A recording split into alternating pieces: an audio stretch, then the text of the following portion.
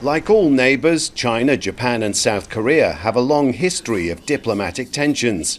But for this first trilateral meeting of its kind in more than 4 years, the mood was upbeat. Representing nearly a quarter of global economic activity, together they form an economic powerhouse, which the South Korean hosts want to develop. Through the cooperation of our three countries, we must strive to improve the health, safety, living standards, and quality of life of our people.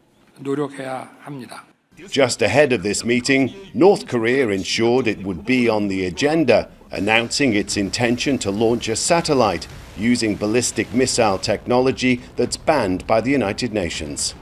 South Korea's President Yoon called for a stern international response, supported by Japanese Prime Minister Fumio Kishida.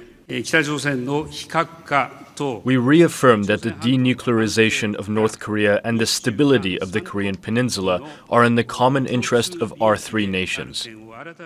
China stopped short of condemning North Korea with its Premier Li Qiang, calling instead for peace on the peninsula. But both South Korea and Japan will be hoping Beijing can use its influence to constrain Pyongyang's weapons development. With its worsening relations with the United States, China will also be hoping that closer ties with Washington's strongest allies in Asia will help strengthen its geopolitical clout.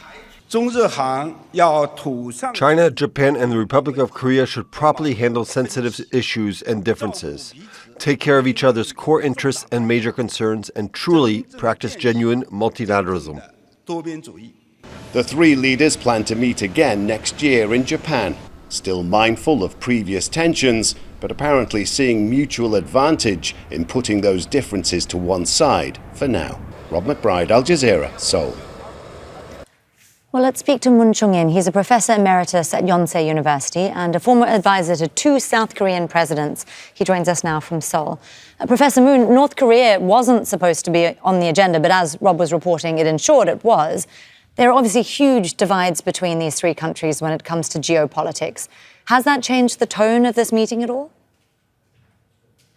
No, I don't think so.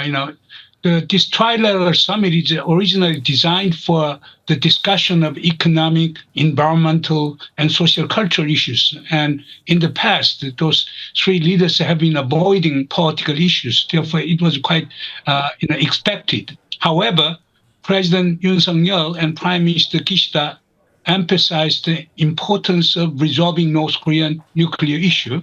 And also, Premier Li Qiang of China also agreed in the sense that the denuclearization of the Korean Peninsula should be politically settled. Therefore, there was some kind of discussions, but there was no agreement among three leaders.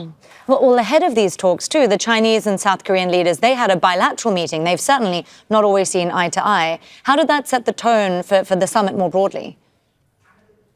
I think there was a very significant development because both leaders have agreed to set up so-called 2+2 meeting, Vice Foreign Minister and Director General level of the Ministry of Defense of both countries. That was a very significant development to discuss mutual concerns of security issues between the two countries.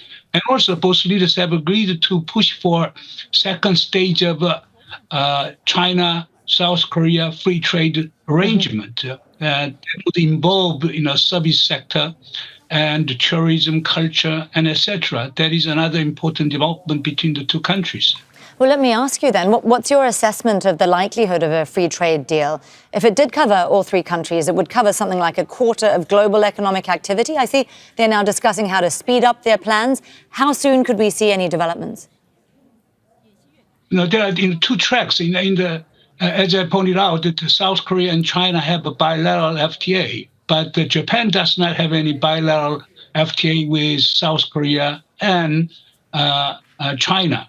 But the three countries have been working together to create trilateral FTAs. But there has been less lack of progress in trilateral FTA. But the three leaders have agreed to push for the further progress of trilateral FTAs. But as I pointed out, Seoul and Beijing will be further talking on the second stage of bilateral FTAs. In this sense, there was heavy emphasis on the promotion of free trade in Northeast Asia. And we'll see how that develops down the track. Moon Chung-in there, the Professor Emeritus at Yonsei University. Great to have you join us on Al Jazeera. Thank you for sharing your thoughts. Make sure to subscribe to our channel to get the latest news from Al Jazeera.